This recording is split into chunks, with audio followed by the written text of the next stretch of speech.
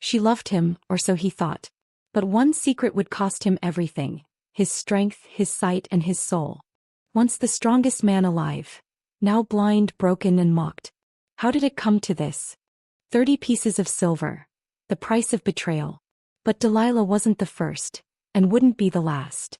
If Bible stories fascinate you, subscribe now and hit the bell icon so you never miss the truth hidden in plain sight. Before Samson was ever born, his story was set apart. An angel appeared to a barren woman in Zorah and told her that she would give birth to a son, one who would begin to deliver Israel from the Philistines. But he was to be different. A Nazirite consecrated to God from the womb. No razor would touch his head. No wine would touch his lips. From the beginning, Samson was destined for greatness, but also for tragedy. As a young man, Samson's strength shocked even himself. On one journey, a lion attacked him, and with no weapon in hand, he tore it apart like it was nothing. This strength wasn't natural, it was divine. But Samson's weakness wasn't in his arms, it was in his heart. A heart easily swayed by beauty, desire, and danger. Against his parents' wishes, Samson desired a Philistine woman. "Get her for me," he said, "for she is right in my eyes." From the beginning, Samson followed his heart, not his calling. This wasn't just about love. It was about blending light with darkness, strength with seduction, covenant with compromise. At the wedding feast, Samson challenged the Philistines with a riddle, a secret from his lion encounter. But the Philistines, unable to solve it, threatened his bride with death unless she found the answer. Betrayed again, his own wife coaxed the secret from his lips. For Samson, this would be the first taste of betrayal, but not the last. In rage, Samson captured 300 foxes, tied their tails together, set them ablaze, and released them into Philistine fields. Fire swept across their grain vineyards and olive groves. The Philistines had wounded his pride, now they would taste his wrath. But with every act of vengeance, Samson moved further from his divine purpose, and closer to Delilah. Delilah wasn't Samson's first love, but she would be his last. A Philistine beauty with a heart as cold as the silver coins on her table. The rulers of the Philistines came to her with a deal: find out the secret of his great strength. It wasn't just about capturing a man, it was about conquering a symbol of God's power. Delilah wrapped Samson in comfort and charm. In her presence he felt safe, even invincible. But he didn't realize he was lying in the lap of a lioness. Time and again she asked, "What is the source of your strength?" And time and again Samson played with danger, offering false answers. But how long can a man lie to a woman determined to know the truth? Especially one already bought with silver. "Bind me with 7 fresh bowstrings," he told her. That night she did exactly that. And when she shouted, "Samson, the Philistines are upon you," he snapped the cords like threads in fire. The soldiers fled. But Delilah didn't.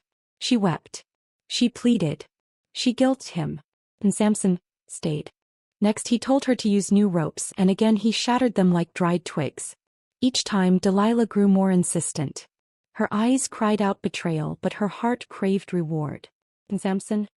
He mistook survival for victory, not realizing that each escape only led him deeper into a trap spun with beauty, deceit, and silver. Then came the loom.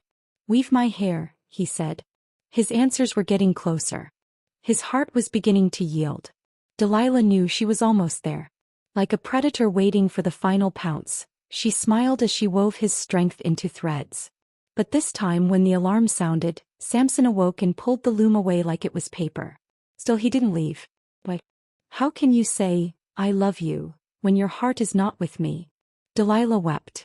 Her voice, like silk dipped in poison, wrapped around his heart. 4 days she pressed him, day after day, night after night, until his soul was vexed to death. She didn't want affection, she wanted access. And finally he gave it. He told her everything. That he was a Nazirite. That a razor had never touched his head. That his strength wasn't in muscles, but in a vow to God. Break the vow and the power would vanish. He laid his soul bare, trusting her with the one secret no enemy had ever discovered. But Delilah wasn't just any woman. She was the final test, and he had failed. This time she didn't wait. She summoned the rulers. Not soldiers, rulers. This was the endgame. They came with silver, lots of it. And as Samson slept deeply with his head in the lap of his betrayer, a man quietly shaved the locks of his vow. The silence was deadly. The spirit had departed, and he didn't even know. He awoke to chaos, but when he rose to fight, nothing happened. No strength. No surge. No power. The Lord had left him. The Philistines seized him like wolves over prey. And Delilah?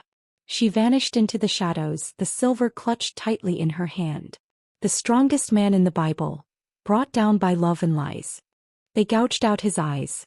The man who once saw lions, armies and miracles, now saw only darkness. Day after day he ground grain in prison like an ox. His strength gone. His sight gone. His dignity crushed. But in the silence of that dungeon, something began to grow. His hair. And with it, his heart. As his hair grew, so did his awareness. He remembered his vow. Not just the strength but the God behind it. For the first time in years Samson prayed, not for revenge but for redemption. He had lost everything, but in that loss he rediscovered his soul. The Philistines held a great festival to honor their god, Dagon. They believed Dagon had delivered Samson into their hands. The temple echoed with laughter, music and mockery. The rulers, drunk with victory, called for Samson, the once mighty warrior turned clown, to entertain them. They didn't know that the man they had blinded was now beginning to see more clearly than ever before. Led by a boy, Samson was paraded into the temple like a beast. The mighty man of God, mocked by those he was once sent to defeat. But in his blindness, Samson had found vision. He whispered to the boy, "Place my hands on the pillars." Not for comfort, but for vengeance and redemption. Samson stood still. One final breath. One final prayer. "Lord God, remember me, strengthen me this once more, that I may be avenged for my eyes." This wasn't about pride anymore. It was about justice. About closing a chapter, not with shame, but with sacrifice. With a roar, Samson pressed against the pillars. The stone groaned. Cracks spidered through marble. And before the Philistines could flee, the mighty temple of Dagon crumbled. The same man who had torn lions and gates, now tore down gods. In his death, Samson killed more enemies than in his life. The dust settled. The laughter silenced.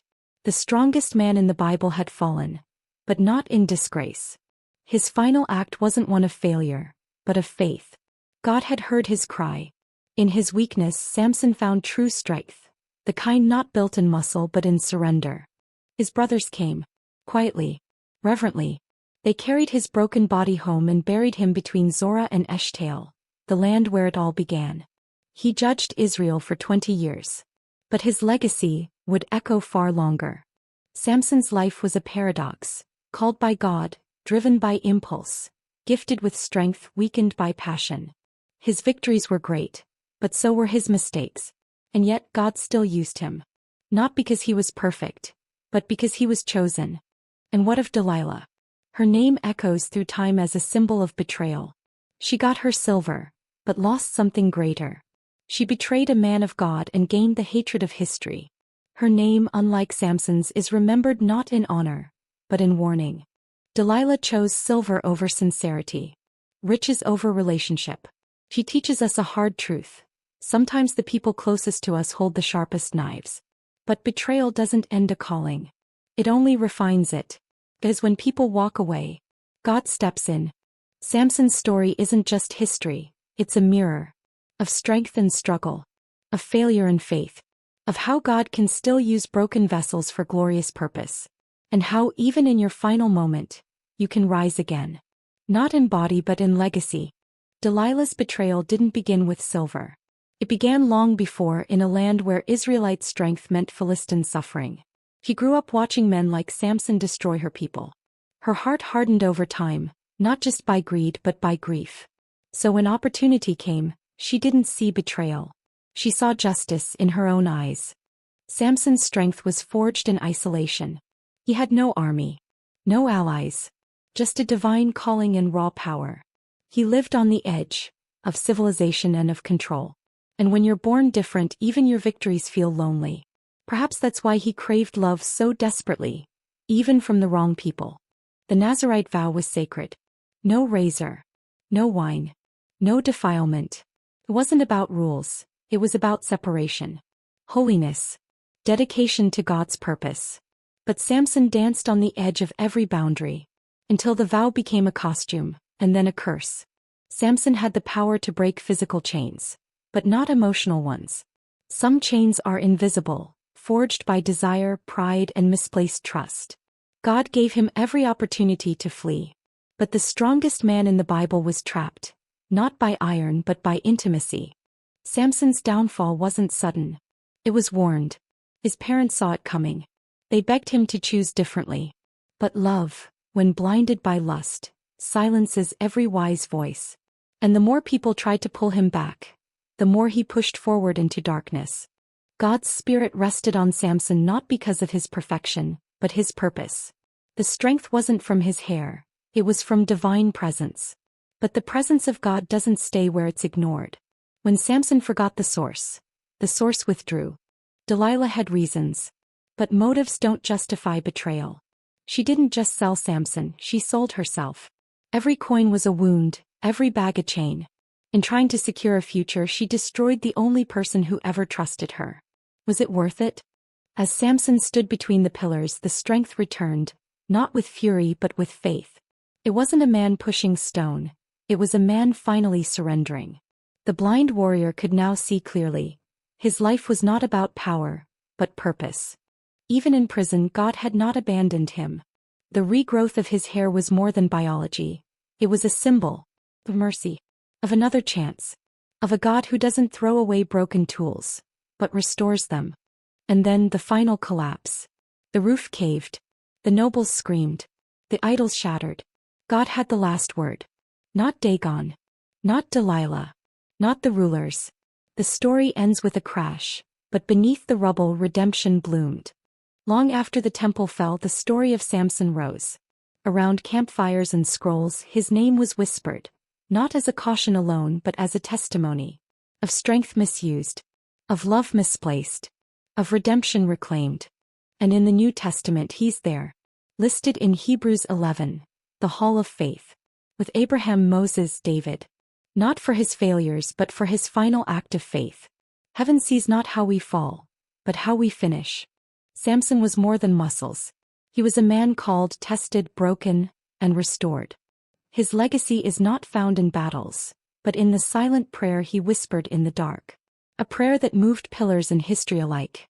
To this day his story lives, read in churches, whispered in sermons, reenacted by believers. As we see ourselves in him. Our strength, our pride, our weakness, our return.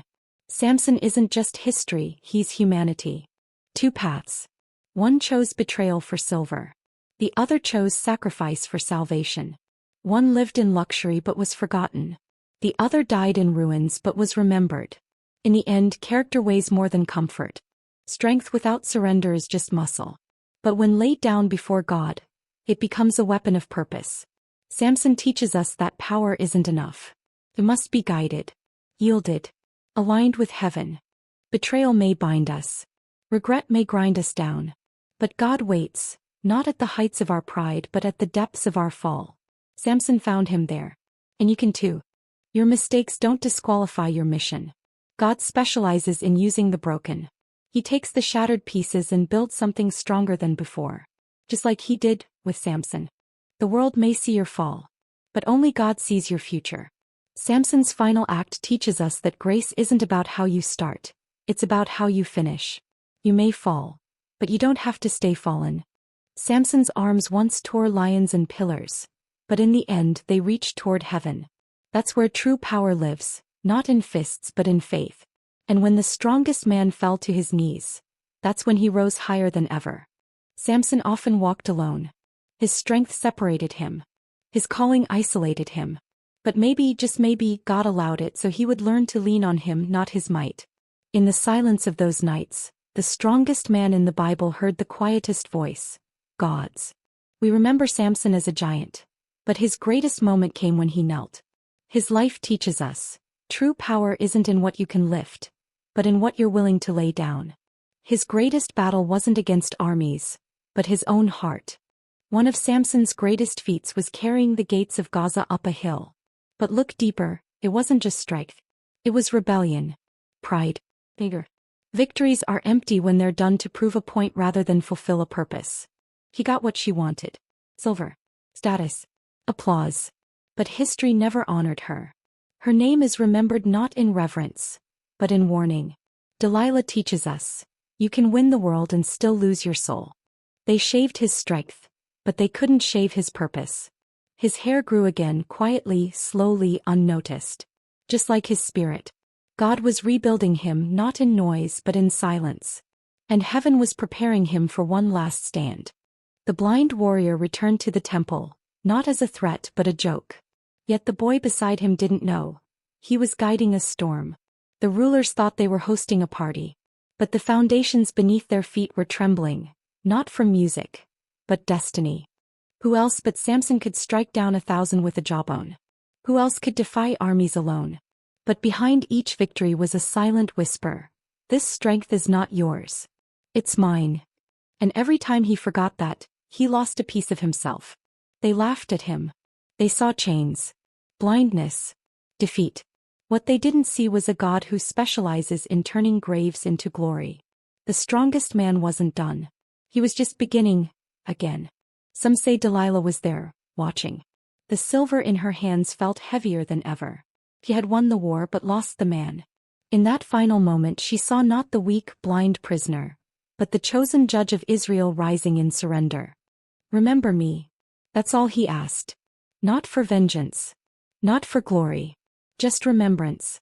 In that quiet prayer Samson became more powerful than ever. Because heaven doesn't respond to pride. It responds to humility. As Samson pushed, the walls remembered their creator. The pillars groaned under ancient weight. And with every second the gods of Philistia trembled. Not before a warrior, but before a worshipper. The temple collapsed. The laughter ended. The gods of stone fell to pieces. And under that rubble lay a man, finally free. Not by escape, but by purpose fulfilled. Samson's final breath wasn't just a last effort, it was a legacy. His story tells every broken heart, God hears you. Even when you've messed up. Even when you're chained. Even when you're blind. If he heard Samson, he'll hear you. Samson joins a long line of flawed heroes. Moses failed. David fell. Peter denied. But each found grace. Samson wasn't disqualified by failure. He was refined by it. And in that fire he found faith. Delilah's story ends in silence. No redemption. No legacy. Just a whisper in the shadows.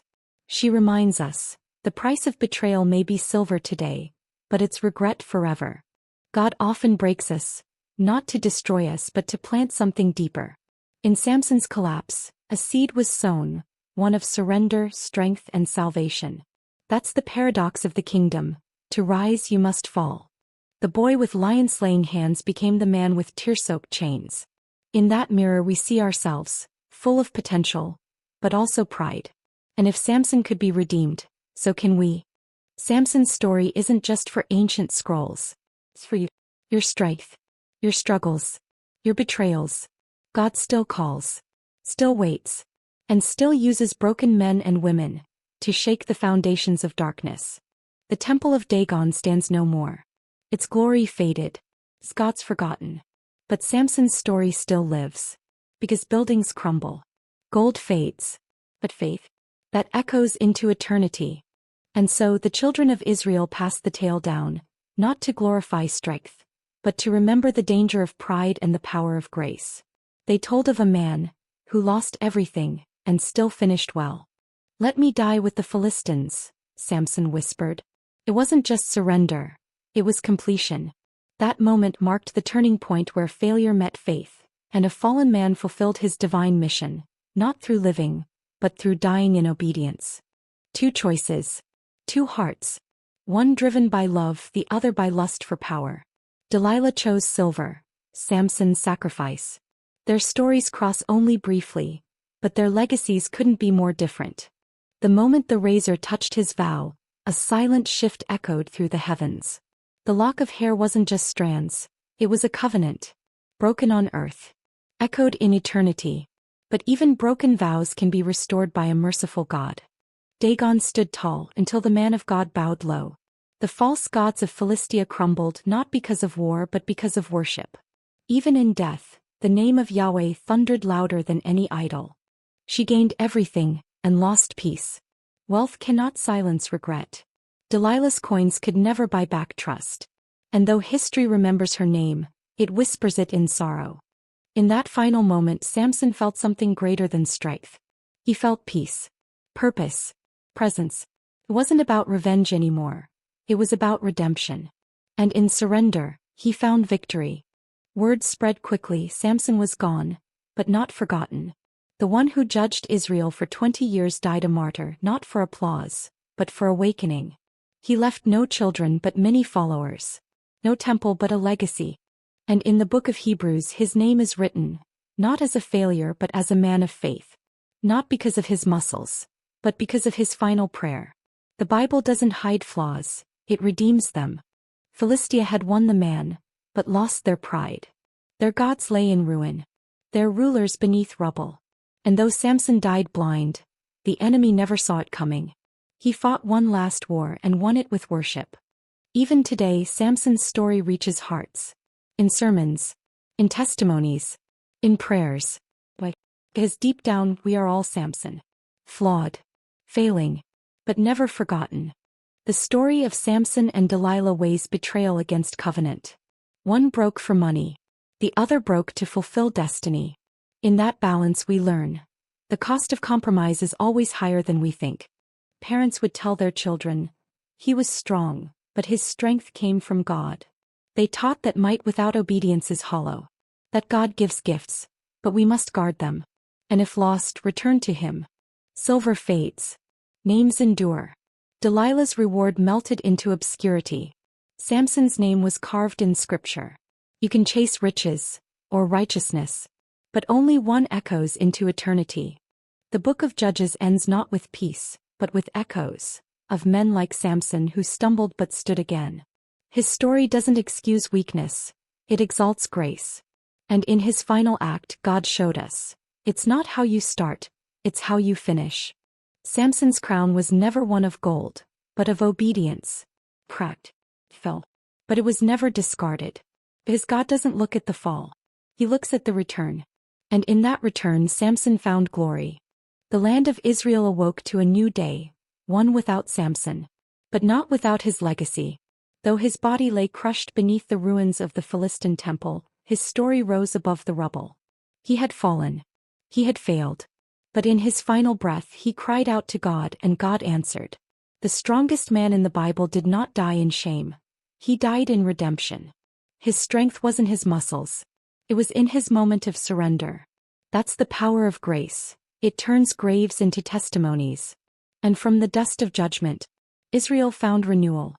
Years passed. Empires changed.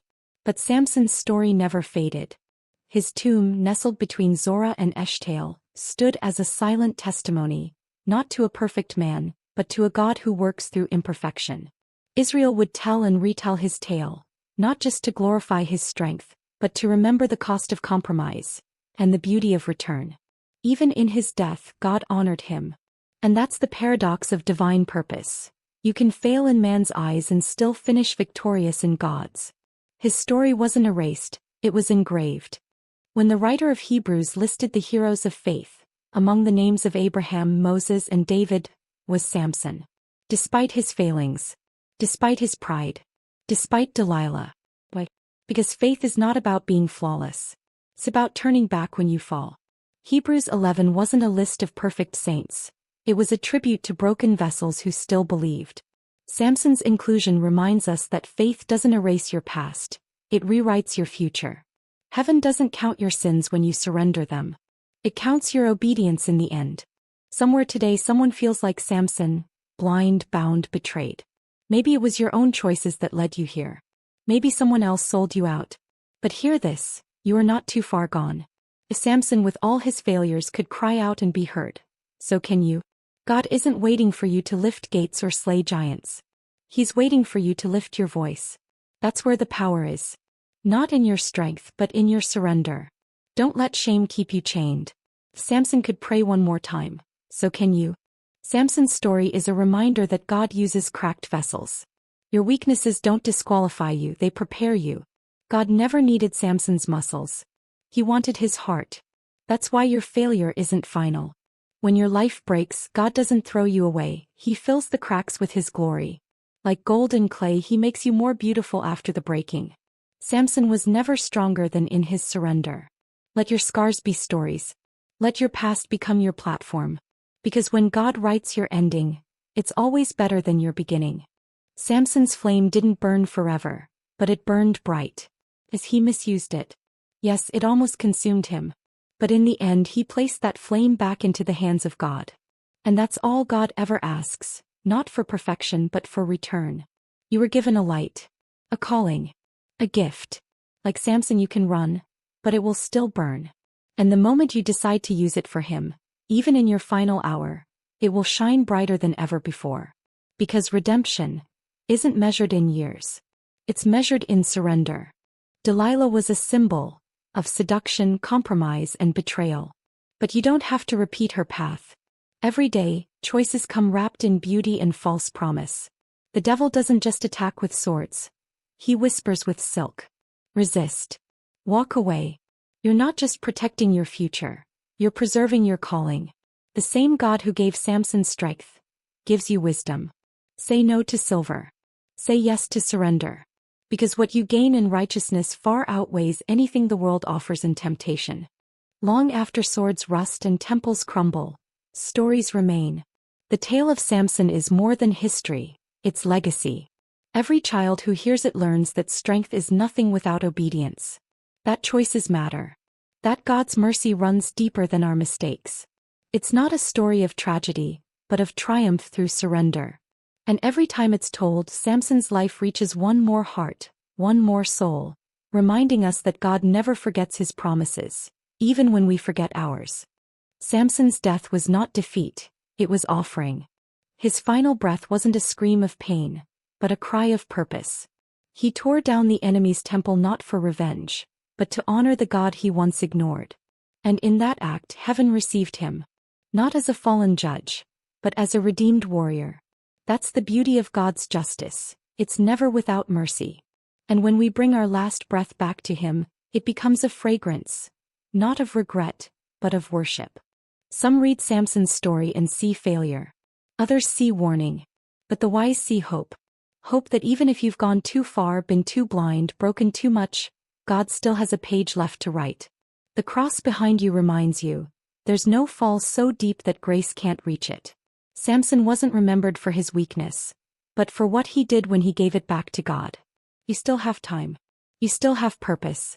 Let today be your final prayer, and start living in strength that comes from surrender. What men build in rebellion, God allows to be torn down in time.